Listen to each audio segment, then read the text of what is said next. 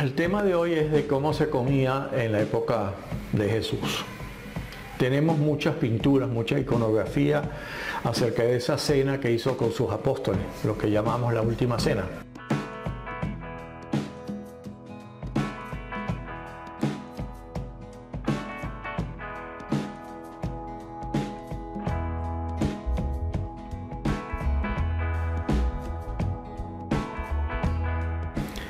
Y bueno, me he preparado más o menos lo que pudo haber sido esa cena. Perdón, se me olvidó. Soy Luis Lamana, de Pesebres Artesanales, y ese es el tema de hoy. Como les decía, tengo una preparación de un chorizo, una morcilla y una chuleta de cochino. Y aquí con mi tenedor, no. Los tenedores se inventaron en el siglo XVII en Francia, no tenían tenedores. Bueno, me queda la mano y mi cuchillo, no. ¿Por qué? Claro, lo que usaban era una daga.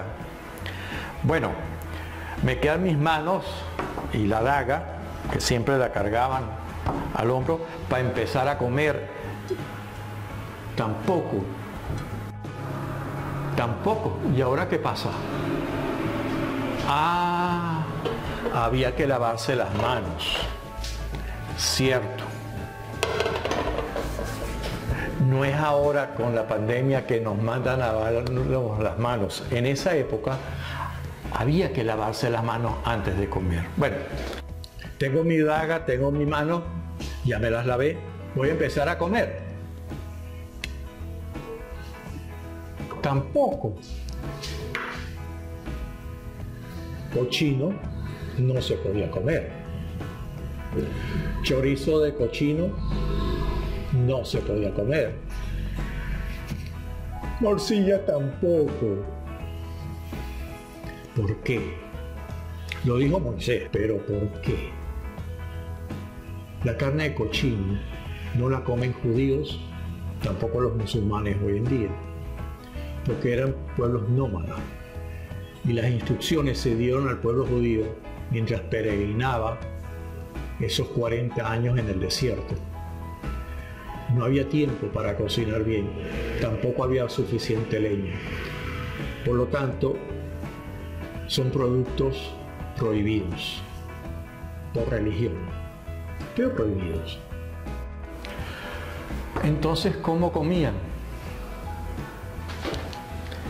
Sentados no.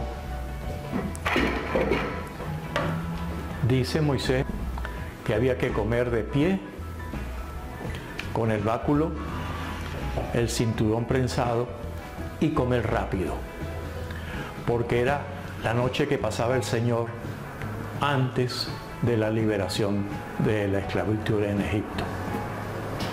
Entonces, ¿qué sabemos de cómo se comía en esa época?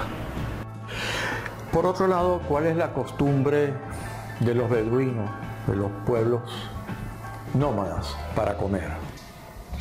Recostarse en cojines, por eso en las carpas se ponían alfombras. Hoy en día todavía en el Magreb, en el norte mediterráneo de la parte africana, del continente africano, muchas casas modernas todavía tienen salones con alfombras y cojines para poder comer. Las mesas eran de poca altura para poder recostado sobre el brazo izquierdo y tener la mano derecha para comer. ¿Quiénes comían sentados? En esa época, los romanos.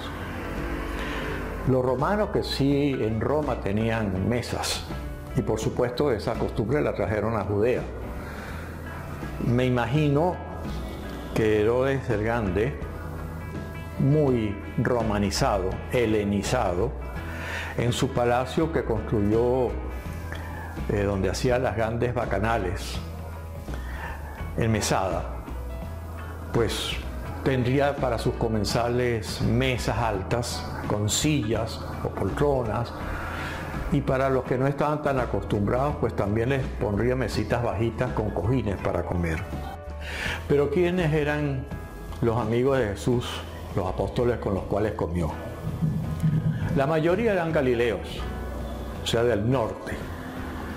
Uno era judío.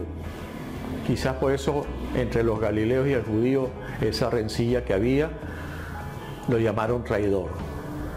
Y otro era de Éfeso. Era, digamos, una persona no muy seguidora de las costumbres rígidas del judío de Judea, de Jerusalén. Por lo tanto, lo que les pueden haber preparado como última cena no debió haber sido nada distinto a lo que era normal para el judío de la época, comer recostado. Aparte que muchas veces tenían que comer en el campo. Pensemos que la población mayoritaria era gente humilde, pobre, pastores, campesinos, pequeños comerciantes. Riqueza, como la conocemos hoy, no había. Entonces, llenar nuestros belenes, nuestros pesebres, nuestros nacimientos, con sillas, con mesas, con muchas cosas hechas de madera, aparte que no era la costumbre, hay un problema fundamental. Judea es una región árida. La madera estaba en el norte, en Galilea.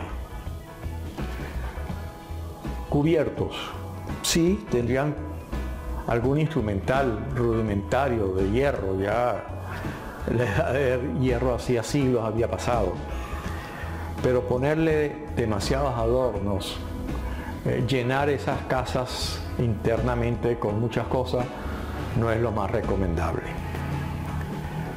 A veces me critican lo enfático que soy sobre la época y las costumbres. En estos días, por ejemplo, le hacía llamar la atención a alguien sobre algo que se puso a hacer durante esta larga cuarentena, sus casitas. Y como la mayoría le puso cúpulas.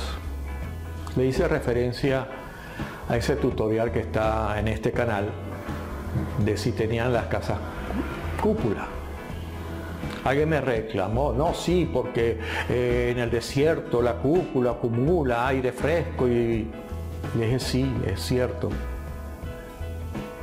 Pero en esa época, en esa aldea pequeña de Belén, con casas hechas de adobes de barro, no se soporta una estructura como la necesaria para una cúpula.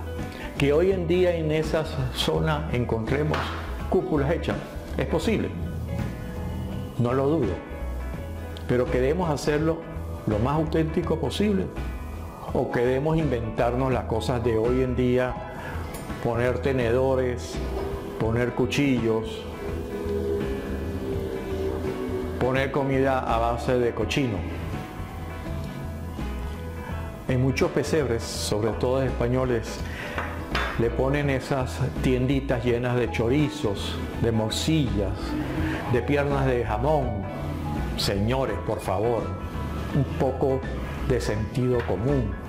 Estamos hablando de una familia y de una sociedad judía.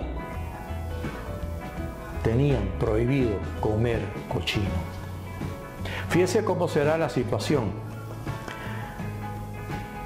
Que el judío que vivía en esa nación judeo-cristiano-musulmana, para que la Inquisición no les cayera encima y los llevara a la hoguera, se hacían chorizos hechos a base de hierbas y de masa de garbanzos. Los ponían en una rista como si fueran chorizos y los colgaban en la puerta de su casa. Así la gente pensaba que ya no eran judíos y comían cochino.